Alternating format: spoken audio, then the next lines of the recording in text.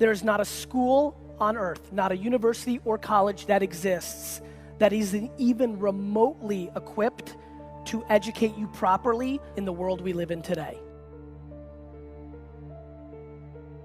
Now me, I graduated high school in 1988, got my college degree in 1993. And that college degree in 93 did not mean as much. It was not a ticket, it was not a voucher, it was not a free pass go to anything. So I asked the question, what does your college degree mean? You know, we ask kids that are 16 to 18 years old to make $100,000 debt decisions when they go off to university. And they're not prepared for that. They don't know what they're getting themselves into. They just assume, okay, I'm going to pay 4 years of education at $25,000 a pop, and when I come out the other side, somehow I'll be able to pay it back. Right. That's not how life works anymore. Average kid spends $1,200 a year on books, $1,200 a year on books. Some textbooks are $200 a book. I went and got a hold of the most expensive book, $200. Contacted my publisher. I said, how much would a book like this cost if I wanted to make 5,000 of this copy of this book? They looked at it, they came back, they said $6 a book. I said, let me get this straight. So this school gets the book, it costs them $6 to make it, and they expect our kids and parents to pay $200 for this. That's 33 times more on what it costs to make money. There's no need even to have a college degree at all, or even high school. I mean, if somebody graduated from a great university, that may be an indication that they will be capable of great things, but it's not necessarily the case. You know, if you look at, say, people like Bill Gates or Larry Ellison, Steve Jobs, these guys didn't graduate from college. It isn't necessary to pay $30,000 or $35,000 a year to go to some big-name school to get the education at all. I mean, if you're going to learn accounting, which is probably the most important course you'd take in business, if you're going to learn accounting, you can learn accounting absolutely as well, in my view, going to UNO as going to Harvard. I mean, I see, I'd bet on that.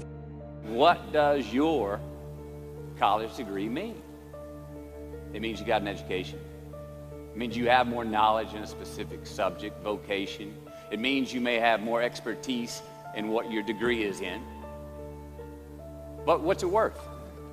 In the job market, out there today, we know the market for college graduates is more competitive now than ever. Now, some of you already have a job lined up.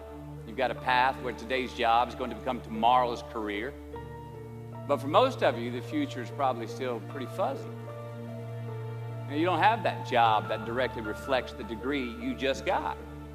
Many of you don't even have a job at all. Think about it. You've just completed your scholastic educational curriculum in life, the one that you started when you were 5 years old in kindergarten up until now, and your future may not be any more clear than it was 5 years ago. You don't have the answers, and it's probably pretty damn scary. And I say that's okay, because that is how it is. This is the reality that many of you are facing. This is the world that we live in. I was a very happy kid, but I hated school. Like on a different planet. I was getting D's and F's. And the world was telling me I was a loser. My teachers were telling me a loser. My friends' parents weren't saying to my face that I was a loser, but I could see it in their eye that I didn't think I'd be successful, because the game I played, unlike today's game, in the 80s, early 90s, was school was the way out. Going to Harvard was the great accomplishment, not building Facebook or Instagram or being a successful entrepreneur. It was a different landscape. And so, you know, the why was to fucking stick it to everybody. Like, I used to sit there as a 13, 14, 15, 16-year-old and look at my class and my teachers, and I'm like, I'm gonna show you. I'm gonna show all of you. You think I suck?